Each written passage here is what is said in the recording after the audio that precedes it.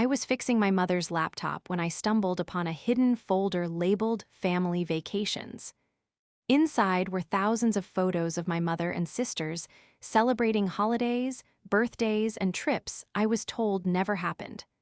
I paid for their lives, yet I was erased from them. So I cut the funding, and the fallout was catastrophic. Before we continue today's story, we have an urgent announcement to make. Due to technical issues, we are pivoting towards another channel. Please subscribe to our new channel, Kin and Karma. You can find the link in the video description, the pinned comment, and the collaboration tag on this video. Make sure to switch over now so you don't miss out. Thank you for your support. Now back to the story. The silence in my mother's living room usually felt peaceful, a respite from the chaotic, high-stakes world of forensic accounting, where I spent 60 hours a week hunting down hidden assets and exposing corporate fraud. Today, however, the silence felt heavy, pressing against my temples like a physical weight. I was sitting at the mahogany dining table, a table I had paid for 3 years ago when my mother, Joyce, cried about the old one having a wobble, staring at the glowing screen of her MacBook. She had called me over in a panic, claiming the screen was doing that flickering thing again, and that she couldn't access her banking app. As the dutiful oldest daughter, the one who lived only 20 minutes away and had made a career out of being reliable, I came over immediately. I had fixed the screen issue in under 5 minutes. It was just a loose display setting she had likely toggled by accident. But while I was running a quick diagnostic to make sure her hard drive wasn't failing, she had complained about it being slow. A notification popped up in the corner of the screen. Upload complete. Cabo trip 2023 to Dropbox. My fingers froze on the trackpad. Cabo. My mother hadn't been to Cabo ever to my knowledge. Just last month, during the dates implied by a 2023 folder, she had told me she was bedridden with a severe migraine that lasted a week. I remembered that week vividly because I had driven over 3 times to drop off groceries, leaving them on the porch as per her request so I wouldn't disturb her rest. I had paid for her prescriptions. I had even sent extra money for a cleaning service so she wouldn't have to worry about the house. A cold prickle of unease started at the base of my neck. It was the same sensation I got at work when a ledger didn't balance, the instinct that screamed something is wrong here. Against my better judgment, I clicked on the Finder icon. I navigated to the Dropbox folder. There it was, a folder titled The Real Family Albums. The name alone felt like a slap across the face. The Real Family. My heart hammered against my ribs, a frantic, irregular rhythm that made my breath catch in my throat. I double-clicked. The screen filled with subfolders, arranged neatly by year. 2020, 2021, 2022, 2023. I opened 2023. Inside were hundreds of high-resolution JPEGs. I clicked on the first one, and the image expanded to fill the screen, searing itself into my retinas. It was a group selfie. The background was unmistakable, the pristine white sands of a beach in Cabo San Lucas. The sun was shining, the water was a brilliant turquoise, and there, front and center, were the people I loved most in the world. My mother, Joyce, looked radiant. She wasn't bedridden. She wasn't wearing the old, fraying robe she always wore when I visited. She was wearing a turquoise caftan, expensive, silk, holding a margarita in one hand and throwing a peace sign with the other. Next to her were my sisters. Eva, 28, looked like she had stepped out of a fashion magazine, wearing oversized sunglasses and a designer bikini. Grace, 25, was laughing, her head thrown back in pure joy, her arm draped affectionately around Mom's shoulders. They looked happy, they looked healthy, they looked like a family. I checked the timestamp on the photo's metadata. October 14th, 2023. I felt the blood drain from my face. October 14th. That was the day I had sat in my car outside this very house, crying on the phone to my best friend because Mom wouldn't let me come inside to see her. She had told me through the door, her voice weak and trembling, "Oh, Claire, honey, I just can't handle visitors right now. The light hurts my eyes. Just leave the soup and go. I love you." I had left the soup. I had transferred $500 to her account that same evening because she mentioned she needed to see a specialist for her head. I clicked next. Another photo. This one was a dinner. A long table set with seafood platters, wine bottles, and candles.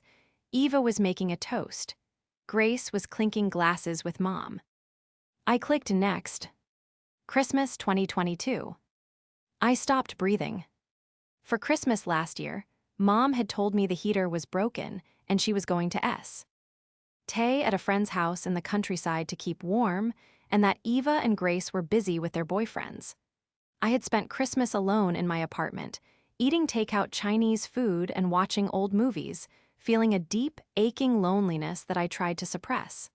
I had sent them all expensive gifts: cashmere sweaters, gift cards, jewelry. The photo on the screen showed them in a cabin, a luxury cabin. There was a massive tree, beautifully decorated. They were wearing matching pajamas, the red plaid ones I had seen in a catalog and suggested we get, only for Eva to tell me they were tacky. They were wearing the tacky pajamas, all three of them. And I wasn't there. I scrolled faster, my hand trembling so violently I could barely control the mouse. Thanksgiving, Easter, my birthday. My birthday. On my 32nd birthday 3 months ago, Mom had forgotten to call until 9 p.m. When she did, she said, "Sorry, Claire, we're all just so swamped with work and exams. We'll do something soon." The photos from that day showed them at a spa resort. "Spa day for the girls." The caption on one of the screenshots read. I wasn't one of the girls. I felt a physical wave of nausea roll over me. I pushed the chair back, the legs scraping harshly against the hardwood floor. I looked around the room I paid to heat, the room in the house I paid the mortgage on, and it suddenly felt alien. It was a stage set, a facade constructed to keep the bank rolling. I was the bank. And the betrayal wasn't just that they went on trips without me. It wasn't just the lying. It was the meticulous nature of it. The coordination required to keep this hidden for years. The effort they put into excluding me was greater than the effort it would have taken to invite me. The betrayal was worse than the diagnosis itself.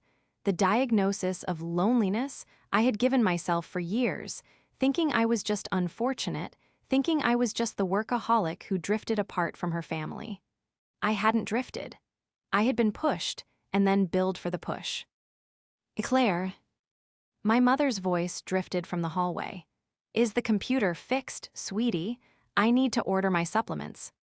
I stared at the photo of them laughing in Cabo. The laughter in the image felt like it was echoing in the room, mocking me. "Claire." I closed the laptop lid. The snap was loud, final.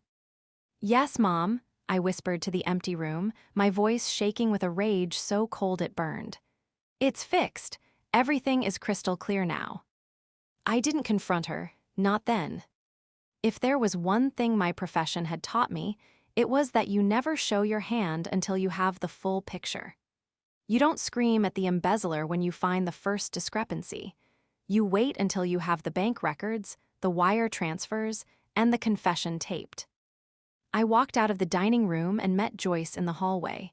She was wearing her sick outfit, a faded gray cardigan wrapped tightly around her frame, walking with a slight stoop.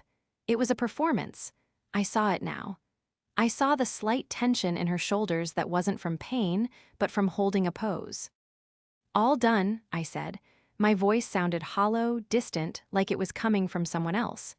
It was just a display setting. "Oh, thank goodness," she sighed, leaning against the wall dramatically. "I don't know what I'd do without you, Claire. You're the only one who understands these machines. Eva is always so busy with her her marketing projects, and Grace is drowning in coursework." "Right," I said, gripping my car keys so hard the metal bit into my palm. "Busy. Busy drinking margaritas in Cabo. Busy skiing in Aspen." "I have to go, Mom. Work emergency," I lied.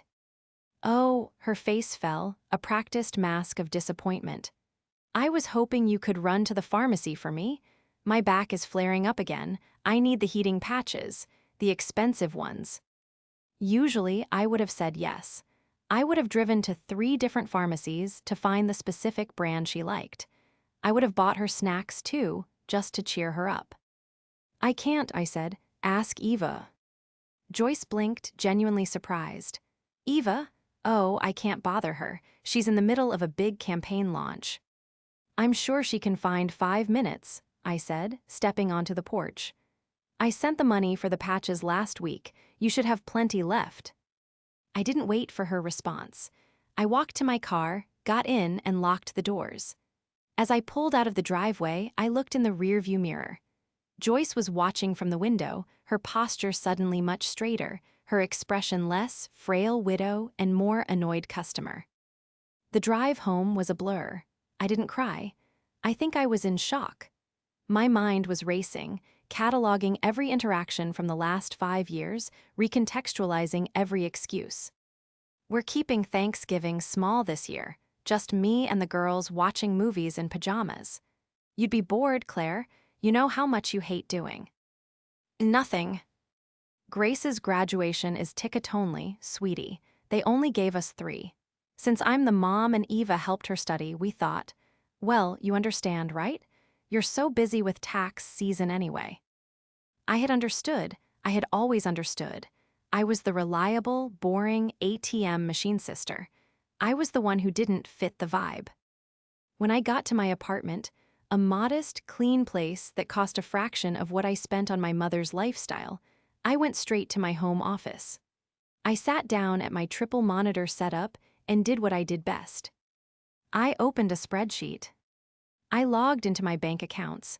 I pulled up 5 years of statements. I created columns: mortgage, mom's house; utilities, medical expenses; cash transfers, credit card payments; authorized user Joyce; tuition, Grace; business loan, Eva. I started typing. The numbers began to tally up, and the sum was nauseating.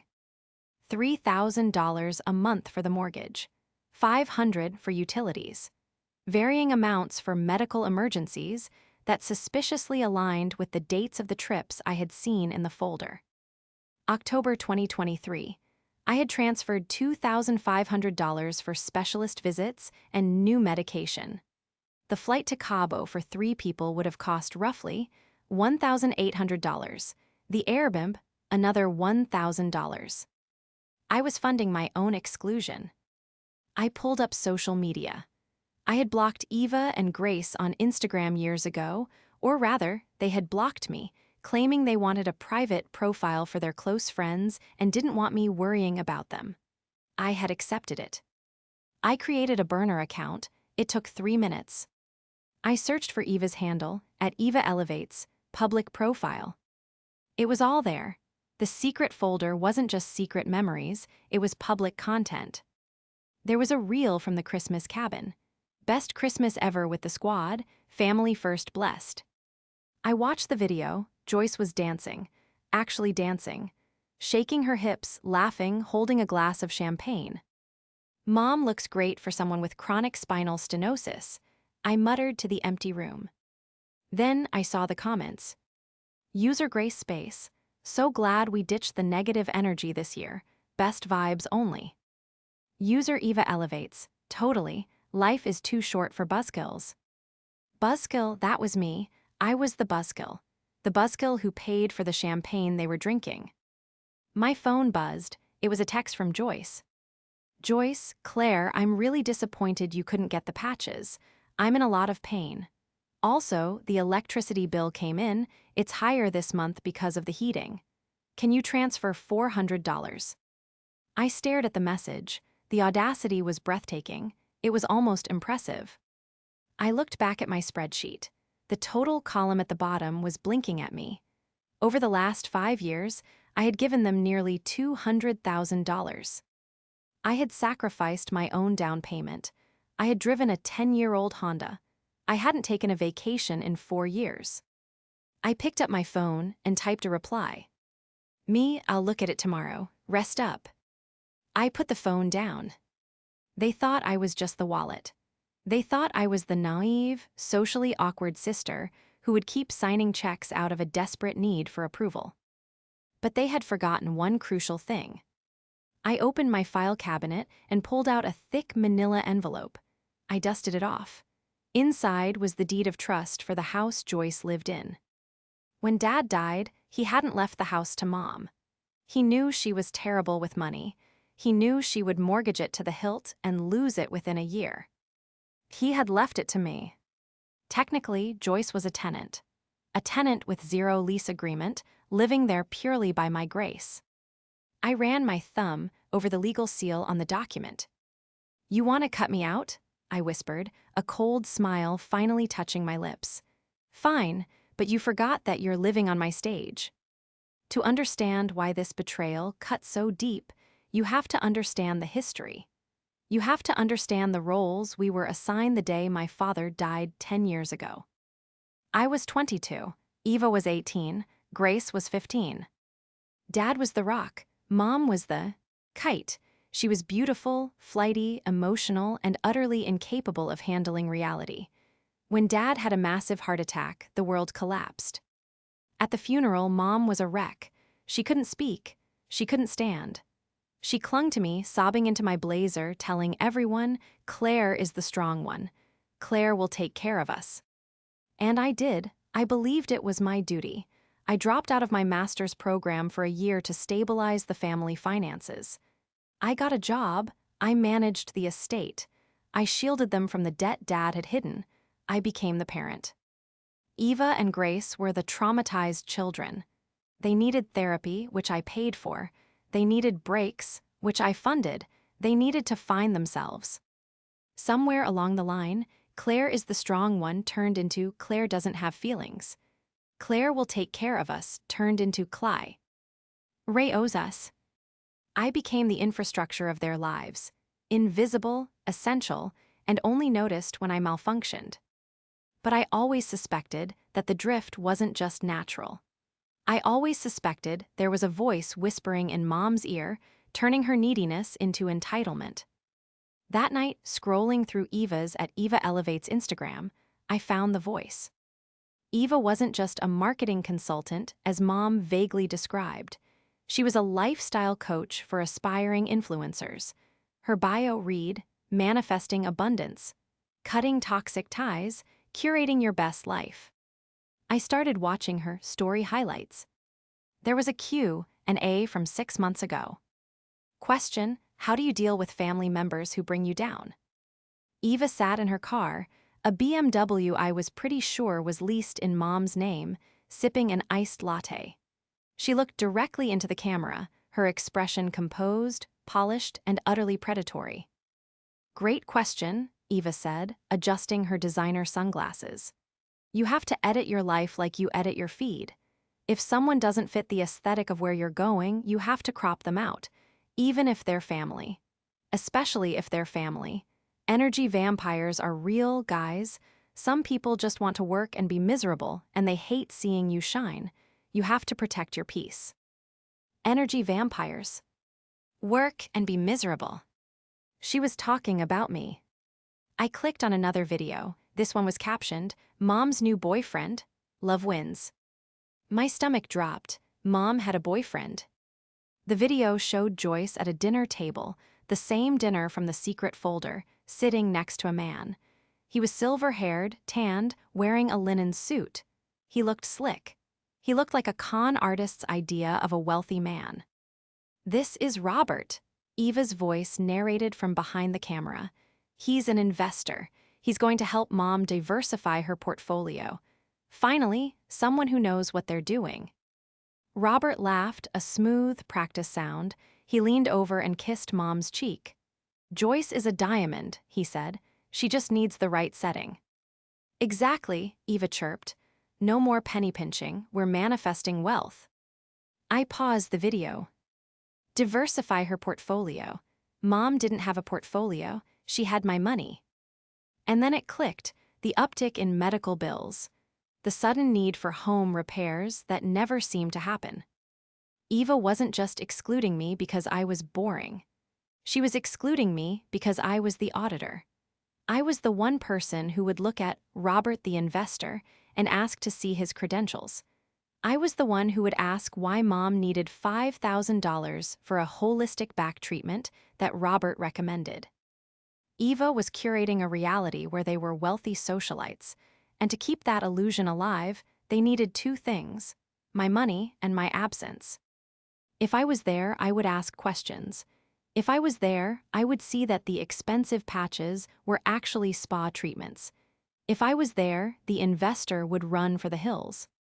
Eva was the architect, Mom was the willing puppet, and Grace was the audience. I looked at Eva's face on the screen, perfect makeup, ring light reflecting in her eyes, spouting pseudo-spiritual nonsense while picking my pocket. She wasn't just my sister anymore. She was a parasite, and she had infected the host. I leaned back in my chair, the cold rage settling into a hard, diamond-like resolve. "You want to edit your life, Eva?" I said to the frozen image. "Okay, let's see what happens when the subscriber cancels the subscription." I picked up my phone. I didn't text Mom back. Instead, I opened my banking app. Scheduled transfer, Joyce weekly allowance, $500. Status, canceled.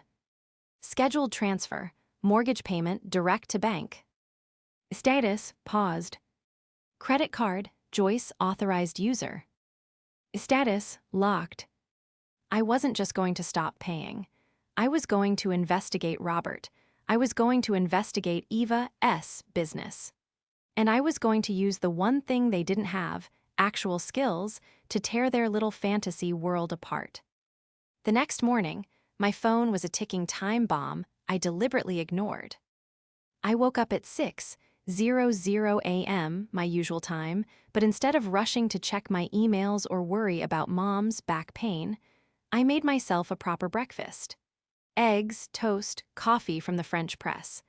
I sat by the window in my quiet apartment and watched the sun come up. It was the first time in years I didn't feel the crushing weight of obligation. The silence wasn't lonely anymore, it was strategic. By 8:30 a.m., the bomb went off. My phone buzzed on the counter, Mom calling. I let it ring. 2 minutes later, Mom calling. I took a sip of coffee. 5 minutes later, Eva calling. That was interesting. Eva never called before noon. She was usually meditating or journaling her intentions. I picked up the phone, but not to answer. I set it to do not disturb for everyone except my boss. Then I opened my laptop. It was time to work. My first stop wasn't my usual NSIC accounting software. It was a background check service I used for vetting potential clients. I typed in the name, Robert, and cross-referenced it with the few details I had gleaned from Eva's Instagram stories. The location tags, the car he drove, a rented Maserati, judging by the license plate frame, and the general age range. It took me less than an hour to find him. Robert Vance, or rather Robert Valance, Rob V, and Roberto Vianney. The man in the linen suit wasn't an investor. He was a seminar leader for a multi-level marketing scheme that had collapsed in Florida 3 years ago. Before that, he had a string of failed businesses involving timeshares and exclusive travel clubs. There were forum posts from angry ex-girlfriends warning about him borrowing money for sure-thing investments and vanishing. He wasn't rich. He was hunting for someone who looked rich but was actually desperate for validation. Someone like my mother. Someone like Eva. I dug deeper into Eva's business. Eva Elevates LLC. It didn't exist. There was no business registration. Her coaching income was coming entirely from Venmo payments labeled things like manifestation session and vibe check. And looking at the public Venmo feed amateur mistake, most of the payments were coming from Joyce. My mother was paying my sister to be her life coach, and I was paying my mother. It was a closed loop of delusion, fueled by my paycheck. By noon, my phone had 17 missed calls and a string of increasingly frantic texts. Joyce, Claire, the card was declined at the pharmacy. I'm embarrassed. Please fix this ASAP. Eva, where are you? Mom is freaking out. She needs her meds. Stop ignoring us, it's childish. Grace, hey, did you change the Netflix password? I can't log in. I laughed out loud at Grace's text. That was the priority, not Mom's health, not my silence. Netflix. I decided to escalate. I called the bank that held the mortgage on Mom's house. As the deed holder and primary borrower, I had full authority. Hi, I said to the representative, keeping my voice professional and calm. I need to discuss the terms of the mortgage on the property at 42 Willow Creek Lane. I'd like to explore the option of selling the property or transferring the title. Certainly, ma'am. Let me pull up your file. Also, I added, I need a copy of the last 12 months of statements sent to my email, not the physical address. I suspect some mail has been intercepted. While I was on hold, I drafted an email to a real estate agent friend of mine, Sarah. Subject, potential listing. Body, hi Sarah, hypothetically, what could I get for a 4-bedroom colonial in Willow Creek if I needed a quick sale? Asking for a friend. The pieces were falling into place. I wasn't just reacting anymore, I was building a case. I was constructing a trap that would snap shut the moment they tried to lie to me again. At 2:00 p.m., I finally answered the phone. Hello. Claire, it was Eva. Her voice was shrill, tight with anger. Where the hell have you been? Mom is literally crying in the kitchen. Her card was declined for her medicine. I know, I said calmly. I canceled it. There was a stunned silence on the other end.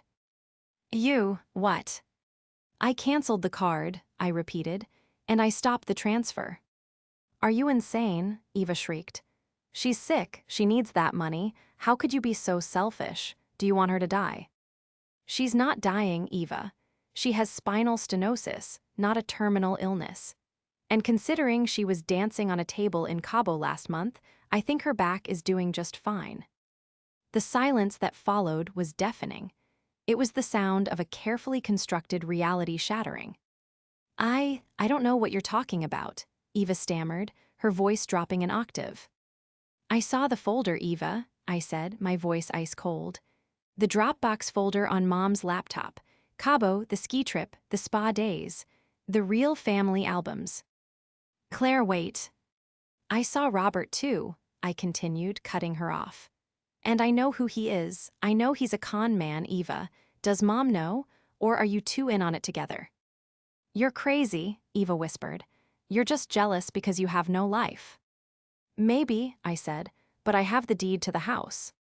What? The house, I said clearly. It's in my name. Dad left it to me. Mom just lives there. That's a lie, Eva screamed. Mom owns that house. She said Dad left it to her. She lied, I said. Just like she lied about being sick in October. Just like she lied about Christmas. Just like you lied about your business. I took a deep breath. I'm coming over at 6:00 p.m. Tell Mom to be ready, and tell Robert to be there too. I want to meet the investor who's spending my money. I hung up. I arrived at the house at 5:58 p.m. There was a strange car in the driveway, the Maserati. Robert was there. I walked up the path, clutching a leather portfolio. Inside were the bank statements, the deed, and the printout of Robert's background check. I didn't knock, I used my key. The living room was tense. Mom was sitting on the sofa, clutching a tissue, looking genuinely terrified. Eva was pacing by the fireplace, her arms crossed, looking furious. Grace was sitting on the floor, looking confused and slightly bored, scrolling on her phone. And there, standing by the window with a glass of scotch in his hand, was Robert. He looked exactly like he did in the video, but older, worn around the edges. When I walked in, he flashed a blinding, veneer-white smile. Ah, the famous Claire, he boomed, walking toward me with an outstretched hand. Joyce has told me so much about you, the financial wizard. I didn't shake his hand. I walked past him and stood in the center of the room. Sit down, I said. Robert blinked, his smile faltering. Excuse me. Sit down, Robert, I repeated, unless you want me to call the police and report a trespasser. Mom let out a small sob. Claire, please, don't be like this. Robert is a guest. Robert is a grifter, I said, dropping the portfolio onto the coffee table with a heavy thud. Excuse me, Robert sputtered, his face reddening. Young lady, I am a respected. You are Robert Vance, I interrupted, pulling out the background check. Formerly of Vance Ventures, which was shut down by the FTC for operating a pyramid scheme. You have 3 judgments against you in Florida for unpaid loans. You drive a rental car, and you are currently unemployed. The room went dead silent. Eva stared at Robert. Is that true? Robert's eyes darted around the room. These are lies, slander, I'm going to sue you. Go ahead, I said. I'd love to see the discovery process. I turned to Mom. She looked pale, her eyes wide with shock. Mom, I said, my voice softer but firm. He's not an investor, he's using you, and you're letting him use my money. It's not your money, Eva shouted, stepping forward. It's Mom's money, Dad left it to her. No, I said, pulling out the deed. Dad left the money to Mom in a trust that ran out 3 years ago. Since then, I have been the trust. I have been the bank. And this house, I held up the document. This house is mine. Dad left it to me because he knew you'd lose it. I looked at Mom. Did you tell them, Mom? Did you tell them the truth about the house? Joyce looked down at her hands, tears streaming down her face. I didn't want them to worry, she whispered. I wanted them to think we were okay. I wanted them to have a good life. So you let me pay for it, I said, and you cut me out of it. You wouldn't have understood, Eva yelled. You're always so intense, you would have judged us. We just wanted to have fun for once without you looking at the price tag. Fun, I laughed, a harsh, jagged sound. You went to Cabo while I was working weekends to pay for Mom's medication. You had a Christmas party while I sat alone in my apartment because you told me you were sick. I pointed at the laptop on the table. I saw the photos, Mom. I saw everything. Joyce flinched. Claire, honey, we were going to invite you. Next time, we didn't think you'd want to come. You're always working. I was working to pay for you, I screamed, finally losing my composure. The raw hurt exploded out of me. I was working so you could eat, so you could have heat, and you used that money to pretend I didn't exist.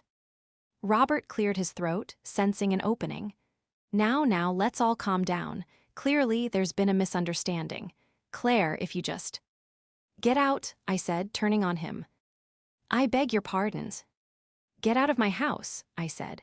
Right now, or I call the police and show them the file I have on your little investment schemes. Robert looked at me, then at Joyce. He saw the defeat in her eyes. He saw the checkbook closing.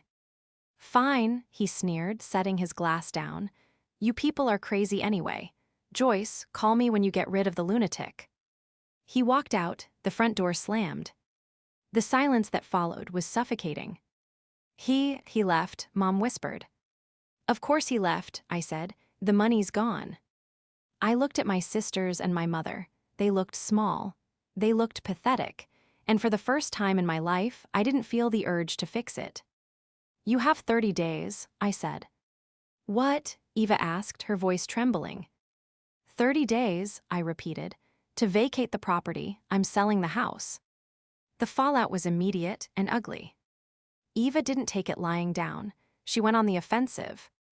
The next day, my phone blew up with notifications. Eva had posted a series of story times on her Instagram. She didn't name me, but she talked about a toxic family member who was financially abusive and trying to make an elderly woman homeless out of spite. Imagine kicking your own mother out on the street because you're jealous of her happiness, Eva said to the camera, wiping away a fake tear. We need help, guys. We're starting a GoFundMe for legal fees to fight this injustice. She was spinning the narrative. She was trying to use the court of public opinion to pressure me into backing down. But she had made a fatal error. She had underestimated my documentation. I didn't engage with her on social media. I engaged with a lawyer. I hired a fierce property attorney named Mr. Henderson. We drafted an eviction notice. But more importantly, I compiled a dossier of every single transaction over the last 5 years. I found the receipts for the Cabo trip. They were paid for using a credit card that was in Mom's name, but paid off directly from my checking account. I found the invoices for Eva's business expenses. Designer clothes, spa treatments, dinners, all charged to that same card. And then I found the smoking gun. While digging through the old emails on Mom's shared family cloud account, which I still had access to, I found an email thread between Joyce and Robert. "Robert, don't worry about the deed, babe. Once we get married, marital property laws in this state are tricky. If she tries to evict you, we can claim constructive trust since you've lived there for 10 years. We can tie her up in court for years. She'll settle just to make it stop. Joyce, okay. I just hope she doesn't find out about the loan." Loan? I froze. What loan? I ran a credit check on the property address. There it was, a lien. Joyce had taken out a home improvement loan for $50,000 against the house 3 months ago. She had forged my signature. My blood ran cold. This wasn't just exclusion, this was fraud, felony fraud. I sat in my office, staring at the forged signature on the digital document. It was a shaky approximation of my handwriting. They weren't just using me, they were actively stealing from me. They were willing to destroy my credit, my financial future, just to keep the party going. I called Mr. Henderson. "Change of plans," I said, my voice trembling with adrenaline. "We're not just evicting them, we're filing a police report." "Are you sure, Claire?" he asked. "This is your mother."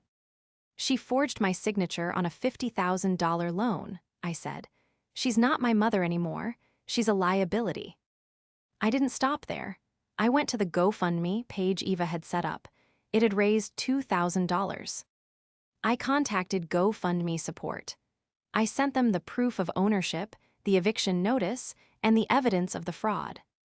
2 hours later, the page was taken down for terms of service violation. Then I did something I never thought I'd do. I posted on my own dormant Facebook page. I tagged Eva, I tagged Mom, I tagged Grace. I posted one image, the forged loan document with the signature highlighted. Caption: "For anyone donating to my sister's legal fund, you are funding a defense against felony forgery. My mother and sister forged my signature to take out a $50,000 loan on a house I own and pay for, while telling me they couldn't afford medication. The police have been notified. Save your money." The reaction was instantaneous. My phone started ringing. It was Grace. "Claire," she was sobbing. "Claire, please take it down. The police represent showed up at the door. They're asking for Mom." "Tell them the truth, Grace," I said coldly. "Tell them everything, or you're going down as an accomplice." "I didn't sign it," Grace screamed. "It was Eva. Eva made Mom do it. She said you'd never notice." "Eva made her?" I asked. "Or Mom wanted the money for Robert?"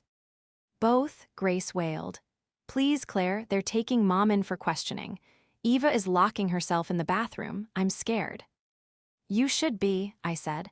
"I'm coming over with the police report. Don't leave." The game was over. I wasn't the daughter anymore. I was the plaintiff. The flashing red and blue lights of the police cruisers cut through the twilight, painting the pristine suburban street in violent, strobing hues. It was a scene straight out of a crime drama, but the house in the background wasn't a set. It was the home I had paid for, the stage where my family had performed their long-running play of deception. I parked my Honda behind the second cruiser, my hands gripping the steering wheel so tightly that my knuckles turned white. My heart wasn't racing, it was thumping with a slow, heavy dread. This was the nuclear option. I had pushed the button, and now I had to walk through the fallout. I grabbed my file, the evidence locker, as I'd mentally dubbed it, and stepped out into the cool evening air. Mrs. Higgins from next door was standing on her porch in her bathrobe, watching with unabashed curiosity. When she saw me, she waved tentatively. I didn't wave back. I walked up the driveway. The front door was wide open. Inside, the chaos was palpable. Two uniformed officers were standing in the hallway. One was speaking to Eva, who was gesturing wildly, her face streaked with mascara, her voice pitched high in history. The other officer, was in the living room with Joyce, who was sitting in her favorite armchair, clutching her chest, playing the role of the frail, victimized matriarch to perfection. "Officer, please," Eva was shrieking as I walked in. "This is a civil matter. My sister is just vindictive. She's trying to punish us because we had a disagreement about a vacation." The officer, a tall man with a tired expression, looked up as I entered. "Are you Claire?" "I am," I said, my voice steady. "I'm the homeowner and the victim of the fraud." "She's lying," Eva shouted, pointing a manicured finger at me. "She authorized the loan. She told Mom to sign it because she was too busy to come down to the bank. It was a verbal contract." I ignored her and walked straight to the officer. I didn't look at my mother. I couldn't. If I looked at her, small, weeping, looking at me with those betrayed, doe-like eyes, I might crumble. I had to be the forensic accountant now, not the daughter. "Officer," I said, opening my portfolio. "I have the deed to the property proving sole ownership. I have a sworn affidavit from the bank manager stating that the signature on the loan documents does not match my signature card on file. And I have the email correspondence between my mother and her associate, Robert Vance, explicitly discussing how to hide the loan from me." I handed him the stack of papers. The officer flipped through them, his eyebrows raising as he saw the emails. "Joyce, what if the notary asks for ID?" "Robert, don't worry, I know a guy. Just practice Claire's signature, make it loopy." That's fabricated," Eva screamed, lunging toward the papers. The officer stepped between us, his hand resting on his belt. "Ma'am, step back," he ordered, his voice dropping an octave. "Mom," Eva wailed, turning to Joyce. Tell them Claire said it was okay." I finally looked at my mother. She was trembling. She looked older than I had ever seen her. For a moment, the silence stretched, heavy and suffocating. This was her chance. She could tell the truth. She could save what little dignity was left. Joyce looked at the officer, then at me. Her eyes hardened. "She did," Joyce whispered, her voice shaking. "Claire told me to do it. She said she wanted to help me fix the roof. She's lying now because she hates my boyfriend. She's always been jealous." The knife twisted in my gut. Even now. Even with the police in her living room, she chose the lie. She chose the money. "That is a lie," I said, my voice devoid of emotion. "And I can prove it." I turned to the corner of the room where Grace was sitting. She was curled into a ball on the ottoman, her knees pulled up to her chest, holding her phone. She hadn't said a word since I walked in. "Grace," I said softly. Grace looked up. Her face was pale, her eyes red-rimmed. "Grace," I repeated, "you were there when they signed the papers. You told me on the phone that Eva made Mom do it. You said you were scared." "Shut up, Grace," Eva hissed. "Don't say anything." "Miss," the officer said, turning to Grace, "if you know something about this, you need to speak up. This is a felony investigation. Obstructing it or lying to an officer is a serious crime." Grace looked at Eva, who was glaring at her with pure venom. Then she looked at Mom, who was weeping into a tissue, muttering about her poor heart. Then she looked at me. I didn't glare, I didn't plead. I just waited. Grace took a shaky breath. She stood up, her legs trembling. "I have a video," she whispered. "What?" Eva froze. "I have a video," Grace said louder, her voice gaining strength. "From that day, I was filming a TikTok in the kitchen. I didn't post it, but the camera was running." She tapped her screen and held the phone out to the officer. The room went silent. The only sound was the tinny audio coming from the smartphone speakers. "Video voice, Eva. Just sign it, Mom. Claire never checks her credit report. By the time she notices, Robert's investment will pay off and will pay it back. She's so stupid, she'll never know." Video voice, Joyce. "I don't know, Eva. It looks like a forgery." Video voice, Eva. "It's not forgery if we're family. It's borrowing. Just do it, or we can't go to Italy next month." The officer stopped the video. He looked at Eva. He looked at Joyce. "That seems pretty definitive," he said dryly. "Grace," Eva shrieked, launching herself at her sister. "You little traitor, I'll kill you." "Hey," the officers moved instantly. One of them grabbed Eva by the arm as she tried to claw at Grace. She thrashed, screaming obscenities that would have made a sailor blush. "Let go of me, do you know who I am? I have a following, I will ruin you." "You're under arrest, ma'am," the officer said, pulling out his cuffs. "For fraud, conspiracy, and assault." Joyce let out a wail that sounded like a wounded animal. "No, not my baby. Take Claire, T's Claire's fault." The second officer approached Joyce. "Ma'am, I'm going to need you to stand up. You're also under arrest for forgery and fraud." "I can't," Joyce sobbed, clinging to the chair. "My back, I'm disabled, you can't take me." "We can call an ambulance to transport you to the station if necessary," the officer said impassively. "But you are coming with us." I watched as they handcuffed my sister. I watched as my mother, miraculously finding the strength to walk when the threat of a stretcher appeared, was led out in cuffs, weeping about how ungrateful her children were. As they passed me, Joyce stopped. She looked me dead in the eye. "I gave you life," she spat, her face twisted into a mask of pure ugliness. "And this is how you repay me? Over money? You are dead to me, Claire, you are dead." I looked at the woman who had raised me. I looked at the person I had spent my entire adult life trying to please, trying to buy love from. "I know," I said quietly. "I've been dead to you for years, Mom. I was just the ghost who paid the bills." She was led out to the cruiser. I stood in the empty hallway with Grace. The silence in the house was absolute. "I'm sorry," Grace whispered, staring at the floor. "I'm so sorry, Claire." I looked at her. She was 25, but she looked 12. "Go pack a bag, Grace," I said, my voice tired. "You can't stay here. The police are going to seal the scene." "Where will I go?" she asked, tears spilling over. "I don't know," I said, "but you can't stay in my house anymore."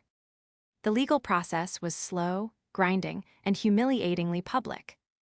Because of the amount of money involved, over $50,000 in the loan fraud alone, not counting the credit card theft, the district attorney didn't go easy. They wanted to make an example. Joyce's medical condition miraculously improved when she realized that prison infirmaries weren't comfortable. Her lawyer, a public defender, because I refused to pay for one, managed to plead her down. Because of her age and coercion by her daughter and boyfriend, she avoided significant jail time. She was sentenced to 5 years of probation, restitution, and 500 hours of community service. The restitution was a joke. She had no money. The investor, Robert, had vanished into the wind the moment the cuffs went on Eva. Eva didn't fare as well. The video Grace provided, combined with her social media posts flaunting the stolen money, painted a picture of a remorseless manipulator. She was sentenced to 18 months in a minimum security facility for grand larceny and conspiracy. Her brand was destroyed. The comments on her Instagram shifted from "Yas Queen" to "thief" overnight. She tried to start a Free Eva campaign from prison. It had 0 followers. As for me, I cleaned out the house. It took me 3 weeks. I did it alone. I didn't hire movers. I needed to touch every object to process the memories and discard them. I found boxes of old photos in the attic, the real ones from when Dad was alive. I kept those. I found the secret folder laptop. I wiped the drive and donated it to a local school. I didn't want to see those pictures ever again. I sold the house. The market was hot, and despite the bad energy Joyce had left behind, it sold for way over asking price. I used the proceeds to pay off the fraudulent loan, which, legally, was still attached to the deed until I settled it, and recouped the money I had spent on the mortgage over the last decade. The day I handed the keys to the new owners, a young couple with a baby on the way, I felt a physical weight lift off my shoulders. It was as if I had been carrying a backpack full of stones for 10 years, and suddenly I was floating. I met Grace for coffee 2 months later. She looked different. She was wearing a uniform from a local bakery. No designer sunglasses, no perfect manicure. She looked tired, but she looked real. "How are you?" I asked, sipping my black coffee. "Okay," Grace said. "I'm renting a room in a shared house near the university. I re-enrolled in classes. Financial aid is covering most of it, and I'm working to pay the rest." "That's good," I said.